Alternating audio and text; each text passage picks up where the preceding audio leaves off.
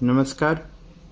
आज का जो पेपर है वो है अगत तंत्र, व्यवहार आयुर्वेद एंड विधि वैद्यक।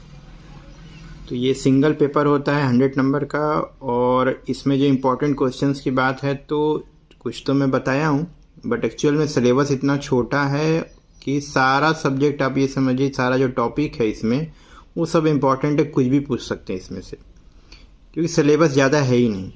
फिर भी जो इम्पोर्टेंट क्वेश्चंस आते हैं वो मैं बता रहा हूँ, और इसके साथ ही आपको जो है अपनी तैयारी को जज करने के लिए एक बार इसे सॉल्व करके देखिएगा। सबसे पहले आता है आपका अगत तंत्र, व्यवहार Ayurveda and Vidhi Vaidya. Paper में पार्ट ए पार्ट बी रहता है, तो पार्ट ए जो है वो आपका अगत तंत्र है, और अगत तंत्र यानी टॉक्सिकोलॉजी। तो इसमें सबसे पहले जो क्वेश्चन आता है वो आता है अगत तंत्र की परिभाषा बताते हुए विष के पर्याय वर्गीकरण।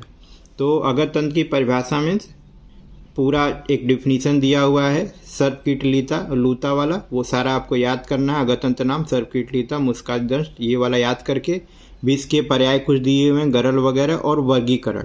तो वर्गीकरण में स्थावर, जांगम, कृत्रिम, गर्विष, दूसरी विष, ये क्या है, ये सारा एक बार आपके माइंड सेट में रहना चाहिए। इसके बाद आता है क्वेश्चन बनाने के लिए विष की परिभाषा बताते विषाक्त अन्न की परीक्षा बताइए। तो विषाक्त अन्न के लिए बहुत अच्छा वर्णन किया हुआ, कुछ जानवरों के साथ इसकी तुलना की गई, जो जानवर उसको देखते हैं और कैसा व्यवहार करते हैं। बाकी अगर विष में, यदि अन्न में विष मिला होगा तो वो क्लेदित हो जाएगा, या पकने में समय लेगा, या नीला पड़ जाएगा, इस तरह के बहुत सारा दिए हुआ है। और साथ में जैसे मोर के द्वारा कैसे परीक्षा करते हैं, और मरकट यानी बंदर के साथ क्या प्रभाव पड़ता है, जीव पक्षी पे क्या प्रभाव पड़ता है, वो सारा चीज़ आप याद कर लीजिएगा। गर्विष और दूसरी विष का अर्थ बताइए। गर्विष और दूसरी विष एक्चुअल में ये लॉन्ग में भी आता है, शॉर्ट में भी आता है। तो गर्विष क्या है ये तो आपको पता होना चाहिए, इंपॉर्टेंट है। और विष, मध्य और ओज में के गुणों की तुलना, तो ये 100% ये तीनों में से ये विष, मध्य और ओज की तुलना आता है, या तो लॉन्ग में आएगा या तो शॉर्ट में आएगा। तो ये आपको याद रख के ही जाना है कि 10-10 गुण तीनों में होते हैं, और तीनों एक दूसरे के कैसे अपोजिट हैं और कैसे साम्यता प्रदर्शित करते हैं। इसके बाद आता है विष का अधिष्ठान क्या है, ये आपको पता ही है, जांगम, स्थावर, विष अधिष्ठान क्या क्या होता है, 10 और 16 इस तरह से याद करना है। प्लस क्या है, विष के प्राणहर क्रिया, विष कैसे शरीर में जाकर के एक्टिव होता है और हमारे प्राण ले लेता है, इस प्रकार उसकी जो आपकी फिजियोलॉजिकल या पैथोलॉजिकल जो चेंजेस बताए गए हैं आयुर्वेद के अनुसार, मॉडर्न के अनुसार, उसको आपको पढ़ना है। साथ में सबसे इम्पोर्टेंट क्वेश्चन ये भी है, चरक अनुसार विष की चिकित्सा, जो 24 उपक्रम बताए गए हैं वो आपको क्रम से उसके नाम याद होने चाहिए। नाम याद होगा तो उसके बारे में 2-2 लाइन आप लिख लेंगे। इसके बाद आता है जांगम विष, जांगम विष का अधिष्ठान बताइए। तो और साथ में सर्प विष का वेगानुसार लक्षण बताते हुए इसकी चिकित्सा बताइए। सर्प विष में राजिमान मंडल, ये सारा आपको पता होना चाहिए, कौन किस तरह से विष किस तरह का भेद बताया गया है। और वेगानुसार लक्षण मतलब एक एक धातुओं में किस प्रकार वह अंदर जाता है वो आपको पता होना चाहिए।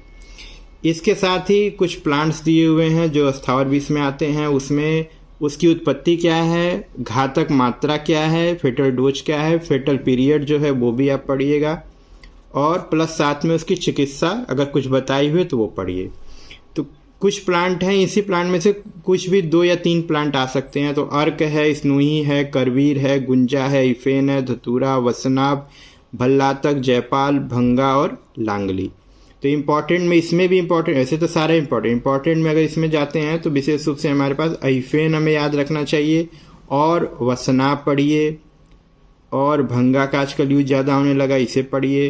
प्लस जो है अर्क भी है इम्पॉर्टेंट। तो ये सारा पढ़ के आपको जाना है। आने को किसी एक बस इसका एक टेबल बनाइए, प्रैक्टिस करके जाइए किसका क्या है, जो सोर्स ऑफ पॉइजन क्या है, और उसकी फेटल डोज क्या है, फेटल पीरियड क्या है, ट्रीटमेंट अगर दिया है इनकेस तो वो पढ़िए। इसी तरह से मेटल पॉइजनिंग में भी आ जाता है, और कुछ अपना अदर मिनरल पॉइजनिंग है तो sulphuric acid, HCl, carbolic acid, carbon monoxide, arsenic, mercury, copper lead, ये दिया हुआ है। ये आपको पढ़ के जाना है, जिसमें इसमें आर्सेनिक और मरकरी चूँकि हमारे औषधियों में ज़्यादा यूज होता है, तो ये इन दोनों में, और साथ में एक कॉपर, इनको तो पढ़ के जाना है। बाकी इन जनरल सब है तो लेड भी पढ़ लीजिए, सल्फ्यूरिक एसिड, कार्बोलिक एसिड पढ़ के। फिर एक टॉपिक है आपका मध्य और मदान्त्यता। तो मध्य की परिभाषा और गुण बताते हुए मदान्त्यता का विस्तृत वर्णन करिए। तो ये लॉन्ग क्वेश्चन है, ये आता है, इसको आप तैयार कर लीजिए। साथ में उपविष भी कभी कोई डायरेक्ट पूछते हैं कि विष का भेद बताइए, पर्याय बताइए, विष उत्पत्ति के जो थ्योरी दिया हुआ है उसके बारे में बताइए। तो सब जनरल है, उसको बहुत इंपॉर्टेंट में नहीं, आप जितना पेपर देने जा रहे हो तो आपको ऑलरेडी पता होगा। तो उसके साथ में आप उपविष का सारे नाम पता होना चाहिए। और उसमें से वैसे मान लीजिए मैंने एग्जाम्पल में कुचला दिया, तो कुचला का नाम कोई और भी दे सकते हैं जिसको आपको पढ़ के जाना है, तो उसके बारे में पूछ सकते हैं। अब आता है शॉर्ट क्वेश्चन में। शॉर्ट तो सारे इंपॉर्टेंट हैं लगभग, जो भी इसमें आते हैं इतने, इससे ज़्यादा कुछ आता भी नहीं है, ये सारे क्वेश्चंस आते ही आते हैं। तो पहला आपका आता है वेग और वेगांतर से आप क्या समझते हैं। विष संकट क्या होता है, तो विष संकट विष प्रकृति वाला, कभी कोई श्लोक ही पूछ देते हैं, लॉन्ग में पूछते हैं, और उसको जो है आपको पूरा करते हुए फिर इसको विष संकट के बारे में बताइए, ऐसा भी आता है। विषदाता का लक्षण क्या होगा, ये पूछते हैं, बहुत इंपॉर्टेंट है। ये तीनों इंपॉर्टेंट। विष मुक्त के लक्षण बहुत खास नहीं है, बस जनरल पढ़ लीजिए। विष में स्थित वायु, जल, भूमि, क्रीड़ा, ये भी कोई बहुत ज़्यादा नहीं है, अब एक जनरल स्टडी। विरुद्धाहार क्या होता है, बहुत इंपॉर्टेंट है, पढ़ लीजिएगा, उसके नाम क्या होते हैं। वृश्चिक विष पूछते हैं। शंका विष 100% आता है एग्जाम में। अलर्क विष 100% आता है। कभी कभी रिविज का ट्रीटमेंट मॉडर्न और आयुर्वेद दोनों से पूछते हैं, तो ये आपको पता होना चाहिए। अब आता है नार्कोटिक्स की कुछ चीज़ें आती हैं, वो पूछते हैं। एलएसडी है, तो एलएसडी में आपका जैसे लाइसर्जिक एसिड, डाइथैलेमाइड है, हालुसिनेशन में आता है, तो इसको पूछते हैं। इसके साथ ही रूट ऑफ पॉइजन एडमिनिस्ट्रेशन भी पूछ सकते हैं। एनडीपीएस जो एक्ट होता है वो आपको 1985 का जो आया हुआ है, ये आपको तैयार होना चाहिए, ठीक है। तो drug and psychotropic substances act है ये, तो 1985 में आया था। जो पॉइजनस जो भी मेडिसिन्स होती हैं और प्लांट हैं, सोर्स हैं, उनको लेकर के कुछ नियम बनाए गए हैं, उनको आपको देखना है, पढ़िए उसमें। साइकेट्रिक दवाइयाँ किस तरह से यूज करनी। हाँ, अरिष्ट बंधन पे 60 नोट आता है, वही चतुर्विंशति में से जो 24 उपक्रम है चरक का, उसी में से एक है, ये आता है। प्लस जो उसी का एक पार्ट है हृदय और ये भी पूछा जाता है। एंटीडोट पूछते हैं। यूनिवर्सल एंटीडोट क्या है ये आपको पता, कुछ तो एंटीडोट वैसे ही पता होना चाहिए, यूनिवर्सल वाला तो 100% पता है, जिसमें एक्टिवेटेड चारकोल होता है लगभग 8 ग्राम, और टैनिक एसिड 4 ग्राम, और मैग्नीशियम ऑक्साइड जो होता है 4 ग्राम होता है। इसको डिजॉल्व करिए गिलास वाटर में और इसको एडमिनिस्टर करिए या पेशेंट को दीजिए। तो ये आपको कॉम्बिनेशन आपको पता होना चाहिए कि यूनिवर्सल एंटीडोट क्या है। एंटीडोट इन जनरल लिखा, यूनिवर्सल एंटीडोट पूछते हैं। मी लाइन भी पूछते हैं कभी कभी, ये कुछ भी नहीं है, ये वाइट लाइन बन जाता है नेल्स के ऊपर, नेल्स के ऊपर जो है वाइट वाइट एक बैंड बन जाता है, और जिसको हम लोग एक्चुअल में आर्सेनिक पॉइजनिंग की वजह से होता है, ये पूछते हैं। मार्किंग नट कभी कभी पूछते हैं, मार्किंग नट क्या है, तो मार्किंग नट आपका क्या है, वो है भल्लातक। भल्लातक को बोलते हैं क्योंकि जो पहले जो धोबी लोग होते थे, वाशरमैन लोग होते थे, इससे उसमें अपना मार्क लगाते थे कपड़ों में, कौन किसका कपड़ा है, तो ये चूँकि ये जल्दी धुलता नहीं था, उसका निशान रह जाता था, मार्किंग करते थे, इसलिए इसको मार्किंग नट बोलते हैं। तो इसके बारे में पढ़ लीजिएगा, इंपॉर्टेंट है, वो ऊपर में भी छोटे वाले में ये शॉर्ट नोट में भी आया हुआ है, तो इसको पढ़िए। और विट्रिलियोज आता है, विट्रिलियोज जिसमें कोई एसिड अटैक होता है उसको बोलते हैं, तो ये आप पढ़ लीजिएगा। विष की गति जांगम और स्थावर की किस प्रकार से होती है, ये इंपॉर्टेंट है। और विष कन्या पे कभी कभी शॉर्ट टिप्पणी आता है, ये इंपॉर्टेंट है, ये भी, तो ये पढ़ लीजिए। इसके साथ ही पूरा सिलेबस पढ़ के जाइए एक बार, बहुत ज़्यादा सिलेबस नहीं है, छोटा सिलेबस है। अब आगे जो है आपका व्यवहार आयुर्वेद है, तो व्यवहार आयुर्वेद में देखते हैं क्या आता है। तो व्यवहार आयुर्वेद और विधि वैद्यक। तो व्यवहार आयुर्वेद में सबसे पहले तो इंक्वेस्ट क्या होता है, या तो what is the definition of the inquest and write about the court and their procedure. तो इंक्वेस्ट क्या होता है ये पढ़ना है, प्लस टाइप ऑफ कोर्ट क्या है और कोर्ट कैसे कार्य करता है, जनरल एक पढ़ लेंगे, वो लिखेंगे, वो सब सही होता है, इसमें कोई गलत होने का चांस नहीं है।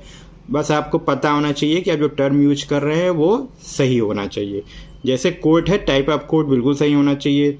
कोर्ट में कैसे कार्य होता है ये आपको बिल्कुल एक जनरल क्राइटेरिया में आपको पता होना चाहिए, उसमें कहीं गलत ना हो। फिर है right about the importance of identification. Identification आप किसका, तो आप डेड बॉडी का आइडेंटिफाइड करना, किस रिलीजन से है, किस एज ग्रुप से है, मेल है या फीमेल है, इसके बारे में आपको पढ़ना है, उसका मेडिको लीगल एस्पेक्ट आपको पता होना चाहिए, तो ये पूछते हैं। और नेक्स्ट क्वेश्चन जो इम्पोर्टेंट है वो है mode of death, cause of death and stages. इस स्टेजेस डेथ हो गई तो किन किन कारणों से डेथ होती है, इन जनरल, और स्टेजेस क्या होंगे उसके, जो उसमें बॉडी में चेंजेज आते हैं, उसमें सारा आपका लीवर मॉर्टिस, रिगर मॉर्टिस, ये सारा आपको पढ़ना है, लिविडिटी वगैरह सारा। फिर आता है right about the postmortem examination in detail. तो पोस्टमार्टम क्या होता है, क्यों करते हैं, करने का पर्पज क्या है, किन किन में किया जाता है, किन में नहीं किया जाता है, ये आपको इन जनरल लिखना है। फिर आता है मोड ऑफ डेथ में ही आपका एक एस्फेक्सियल डेथ आती है, जिसमें दम घुटने से डेथ होती है। तो ये पूछते हैं किस प्रकार ये डेथ क्या है, और किसी एक जैसे हैंगिंग के बारे में या स्ट्रेंगुलेशन के बारे में या ड्राइंग के बारे में पूछ सकते हैं। ठीक, तो इसको आपको पढ़ना।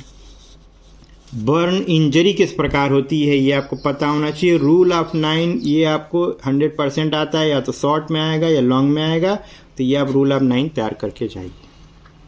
ठीक, रूल ऑफ 9 में बर्निंग का परसेंटेज निकालने का तरीका। इसके बाद एक चरक में ये श्लोक आता है ससुर जी का है, छिन्न भिन्न तथा विद्धम छतम पिचितम एवच घृष्टम आहुस तथा षष्टम। तो आयुर्वेद में एक श्लोक दिया हुआ है कि जिसमें आपको किस प्रकार बर्ड या वुंड बनता है उसके बारे में दिया हुआ है। तो ये 6 प्रकार के होते हैं, जिनका मीनिंग पढ़ना, अच्छे से पढ़ना, और इसी का मॉडर्न पोर्शन भी आपको पढ़ के जाना है। तो इंसिजन क्या होता है, कंट्यूजन क्या होता है, ब्रेजन क्या होता है, ये सारा पढ़ के जाना।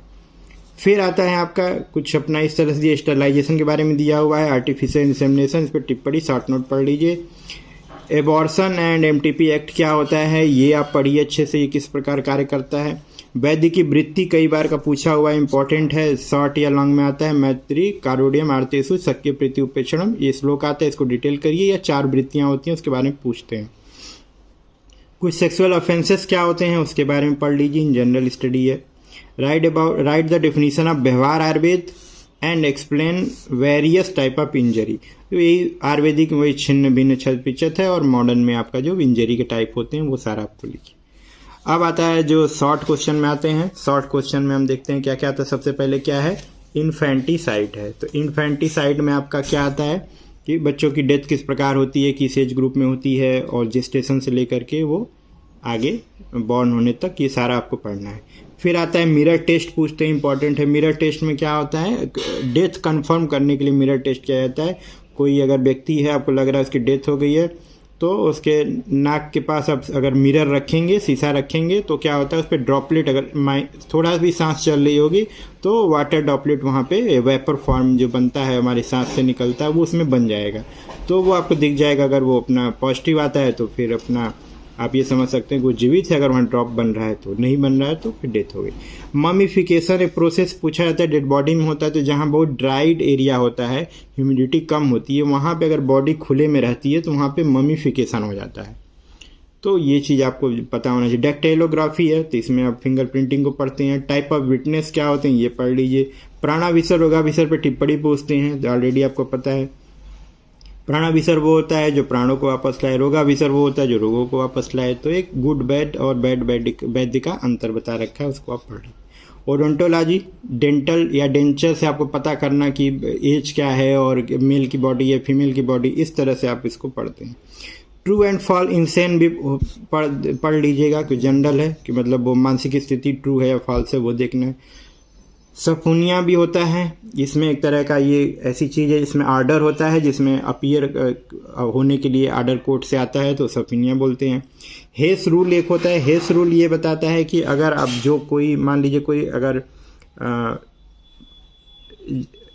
अर्ली, जैसे मान लीजिए इन्फेंटिसाइड ही मान लीजिए है, या फिर एबॉर्शन ही है, या फिर एमटीपी ही की गई है, तो अगर बॉडी मिली है तो उसमें क्या करना है हमको, उसका जो एक ये रूल ये बोलता है कि आप कैलेंडर मंथ जेस्टेशन का जितना होता है और उसका क्राउन हिल जो यानी सर से लेके पांव तक जो लेंथ होती है उसमें एक रिलेशन होता है। ये लगभग 5 साल तक के बच्चे पे 5 महीने तक के जो बॉडी होगी उस पे ये अप्लाई करता है। तो आपको क्या करना है, जो उसका मंथ एज होगा उसका स्क्वायर कर देंगे तो उसकी हाइट हमको मिल जाएगी। जैसे अगर मान लीजिए आपको लग रहा है, अगर मान लो 16 सेंटीमीटर का कोई अब बच्चा है, 16 सेंटीमीटर की आपको बॉडी मिली है इन्फेंट की, तो ऐसे में क्या होगा, अगर आप उसका स्क्वायर से करेंगे तो आपको समझ में आ जाएगा कि वो 4 का स्क्वायर होगा 16, इसलिए वो 4 महीने का बेबी था जिसकी डेथ हुई है। ठीक, तो 4 महीने मतलब जेस्टेशनल के पहले 4 महीने का फीटस है वो। ठीक है, तो ये आपको पता होना चाहिए। हेस रूल पूछते हैं। सम्मन भी इसी तरह का एक ऑर्डर होता है कि जो कि आप अपीयर होने के लिए बोला जाता है कि आप कोर्ट में अपीयर होइए।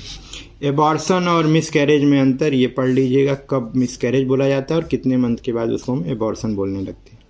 एक्सह्यूमेशन क्या होता है? एक्सह्यूमेशन प्रोसेस है कि बॉडी अगर ज़मीन के अंदर है तो उसमें से खोद के उसको बाहर निकालना, और अगर मान लीजिए क्रिश्चियंस हैं और मुस्लिम हैं तो उनकी तो बॉडी मिल जाएगी, और अगर मान लीजिए हिंदू हैं तो अगर वो जला दिए होंगे तो जो भी ट्रेसेस उससे मिलता है उसको एक्सह्यूमेशन के अंतर्गत ही रखते हैं। बॉडी को अंदर से निकालना, अगर मान लीजिए किसी की डेड हो गई है और किसी ने उसको बरीड कर दिया है, और जो उनके घर वाले हैं, जो पार्टी उनको लग रहा है कि नहीं इसमें कोई पॉइजनिंग हुई है, उनकी हत्या की गई है, तो उसमें एक्सह्यूमेशन किया जाता है। कुछ कोड ऑफ कंडक्ट है वैद्यों के लिए, तो वैद्य शब्दवृत्त है उसको पढ़ लीजिए। वारंट क्या होता है? एक लिखित आर्डर होता है किसी को कि आप इस कार्य को कर सकते हैं। तो लिखित आर्डर में रिटेन स्टेटमेंट रहती है, तो इन जनरल कोर्ट से मिलता है पुलिस को, कहीं जांच करना है, किसी गिरफ्तारी करनी है तो उसको हम लोग वारंट बोलते हैं। डाइंग डिक्लेरेशन आता है। डाइंग डिक्लेरेशन मरने के समय जो बयान दिया जाता है उसको हम लोग 100% सही मानते हैं, तो उसको डाइंग डिक्लेरेशन मजिस्ट्रेट की उपस्थिति में किया जाता है। क्राइटेरिया फॉर सेक्स डिटर्मिनेशन होता है। कोई बॉडी मिली है तो किस किस कैरेक्टर से आप उसको जानते हैं कि ये मेल की बॉडी, फीमेल की बॉडी, इस पर शॉर्ट नोट पूछते हैं। डॉरी डेथ भी एक बहुत लीगल प्रोसेस है, इसको पढ़िए, किन कारणों को हम से डॉरी डेथ होती है उसको पढ़िए। ऑटोप्सी क्या होता है? ऑटोप्सी में हम ये जानते हैं कि कॉज ऑफ डेथ क्या है। तो कॉज ऑफ डेथ इसकी एक प्रोसीजर होता है, उसके लिए हम लोग आप पोस्टमार्टम करते हैं, ऑटोप्सी के लिए ऑर्गन कुछ पार्ट भेजेंगे, कॉज ऑफ डेथ खोजते हैं। उसके बाद फिर क्या आता है? Factor determine the time of death. Factor determine the, कोई डेड बॉडी मिल गई तो कितने समय में पहले उसकी डेथ हुई है, उसके लिए कुछ क्या क्या चेंजेज आते हैं, वो जो फैक्टर होते हैं उनके बारे में पढ़ना है।